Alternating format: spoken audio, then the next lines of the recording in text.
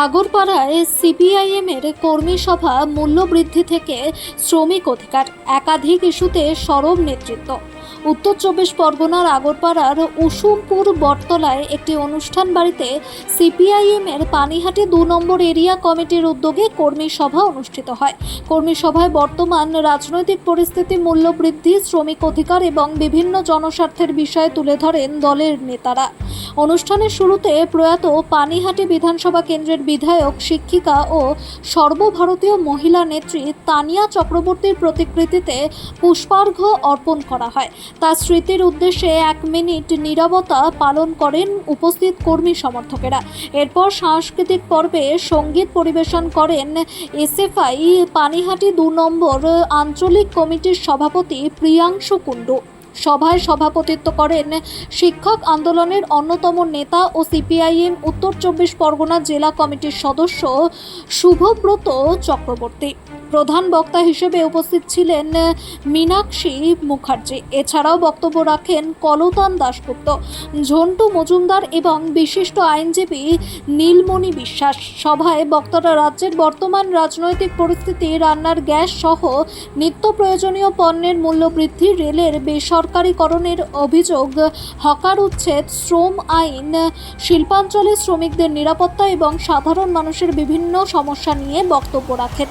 তাদের অভিযোগ, কেন্দ্র ও রাজ্য সরকারের বিভিন্ন নীতির ফলে সাধারণ মানুষ ও শ্রমজীবী শ্রেণী সমস্যার মুখে পড়ছেন।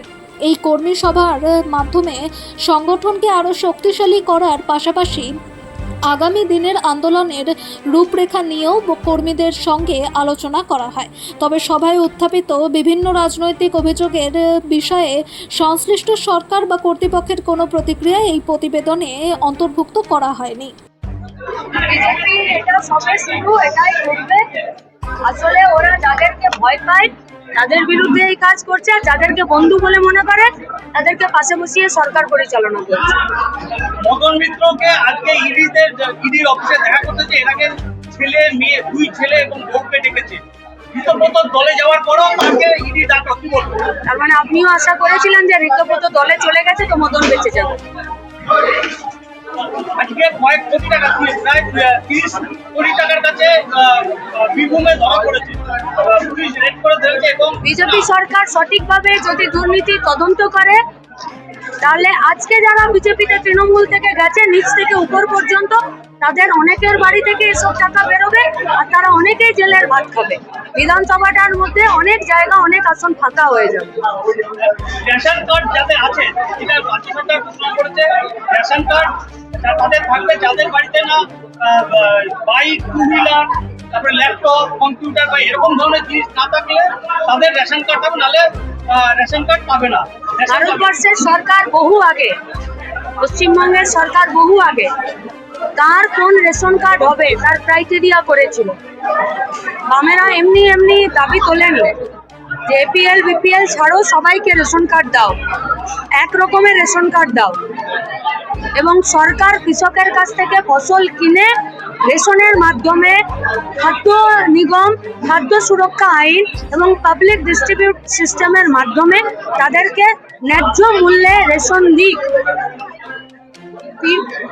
কেন্দ্রের সরকার প্রথমে এপিএল বিপিএল এ ভাগ করলো, দৈনিক কত টাকা ইনকাম করলে কে কোন কার্ড পাবে সেটা ঠিক করলো। শহরে দৈনিক ইনকাম কত হলে হবে, গ্রামে দৈনিক ইনকাম হলে কত হবে। পশ্চিমবঙ্গের তৃণমূলের সরকারের আসার পরে 4-5 রকমের কার্ড করে দিল। রেশন দোকানগুলোতে আঙুলের ছাপ হলো, দুয়ারে রেশন হলো, কিন্তু নীতিটা পাল্টালো না যে কারা রেশন কার্ড পাবে, তাদের রেশনটা প্রয়োজন। রেশনের সঠিক ন্যায্য মূল্যে সরকারি রেশন তাদের সংসার পরিচালনায়, জীবন পরিচালনায় সহায়ক ভূমিকা পালন করবে। আজকে গোটা ভারতবর্ষে শস্য উৎপাদনের জায়গা এবং পরিমাণ দুটোই কমেছে। তারপরে ক্লাইমেট চেঞ্জ, আবহাওয়ার পরিবর্তন, জলবায়ুর পরিবর্তন, সরকারের সাহায্য না করা, খাদ্য নিগম আর পাবলিক ডিস্ট্রিবিউট সিস্টেম থেকে, পিডিএস সিস্টেম থেকে বাজেটে পয়সা কেটে নেওয়া, এই সবগুলোর ফল হচ্ছে রেশন কার্ড থেকে মানুষের নাম বাদ দেওয়া। অনেক দিনের জাল বিছানো। বামপন্থীরা এই কথাগুলোই মুখে রক্ত তুলে প্রতিবার বলতে চেয়েছে। তখন মানুষের কাছে একটি জনমোহিনী সরকার, জনমোহিনী বাজেট যেগুলোকে নিয়ে এসছে, আজকে ফিরে রেশনের উপরে আক্রমণ হচ্ছে। প্রথম হলো রেশন দোকানগুলো খারাপ, রেশন ডিলার খারাপ, রেশন তো পাওয়াই যায় না। রেশন কার্ড, আমি গরিব, আমার তো গরিবের রেশন কার্ডই নেই। রেশন ব্যবস্থাটার উপরে আগে আস্থা তুলে দিল, তো এবারে রেশন থেকে নাম্বার দিচ্ছে। মানুষকে আবার একত্রিত করে আন্দোলনের পথে আমরা থাকবই। আসলে সরকার মানুষের খাওয়া পড়ার, লেখাপড়ার, কাজ পাওয়ার যে অধিকার এবং এটা যে সরকারের কর্তব্য, দায়িত্ব, সেখান থেকে নিজের হাত সরিয়ে নেবার জন্যে আইন করে, পলিসি করে এবং একটি পরিবেশ তৈরি করে এই জায়গাতে যেতে চাইছে।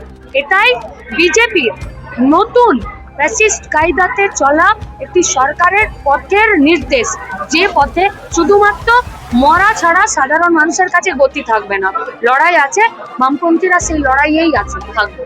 একটা প্রশ্ন, যে বিজেপি প্রচার করছে যে 46% ভোট ওরা জিতেছে, ওটাই হিন্দুদের ভোট। আপনি আমাকে একটা মেশিন এনে দিবেন, আর যে বিজেপি বলছে তাকে একটা মেশিন দিতে বলবেন। কোন মেশিনে হিন্দু ভোট গোনা যায়? ওরা দায়িত্ব নিয়ে বলছে। আমাকে মেশিন দিতে হবে, আমি আপনাকে দায়িত্ব নিয়ে বলছি বিজেপি মিথ্যে বলছে। মিড ডে মিলে দায়িত্ব দেওয়া হচ্ছে ইসকনকে, কি বলবো, এখানে এতগুলো কর্মী আছে, এত মহিলা আছে, কাজ করেন, সরকার ঘোষণা করছে মিড ডে মিল সাপ্লাই করবে ইসকন। মিড ডে মিলটা শুধুমাত্র বাচ্চাদের পুষ্টি তো বটেই, তার সাথে সরকারের একটি নীতিনিষ্ঠ পদক্ষেপ, তার সাথে এর সাথে যুক্ত অনেকগুলো মানুষের কর্মসংস্থান। এর মাঝখানে ইসকন ঢুকলে কোন কোন জায়গাগুলো বিঘ্নিত হয় আপনি আমি দুজনেই রাস্তায় বের করি। এসোসিয়েট অফিসে আজকে আক্রমণ করলো বিজেপি কর্মীরা, এই তাই কুচবিহারে, কি বলবো? সিপিএম এর অফিসে করেনি?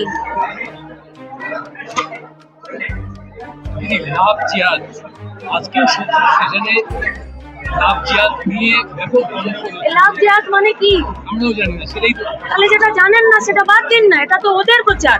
এটাই তো এতক্ষণ বললাম যে ওরা ওদের প্রচার চালাচ্ছে, ওদের প্রচার চালাতে দিন। আপনি কেন ঘাড়ে বইছেন ওদের প্রচার? এর বিরুদ্ধে কি করা ভারতবর্ষে উচিত? কিছুই করার প্রয়োজন নেই। ভারতবর্ষের সংবিধান অনুযায়ী দেশ পরিচালনা করা উচিত। আমি কাকে বিয়ে করব সংবিধান সেটা আমাকে অধিকার দিয়েছে। যদি আমার 18 বছর বয়স হয় তো আপনি কে তাকে লাভ জিহাদ বলে ঘোষণা করার? আর ও বলছে লাভ জিহাদ, আর আপনি বোম নিয়ে ঘাড়ে নিয়ে লাভ জিহাদ বয়ে চলেছেন। কেন বইছেন? কি প্রয়োজন?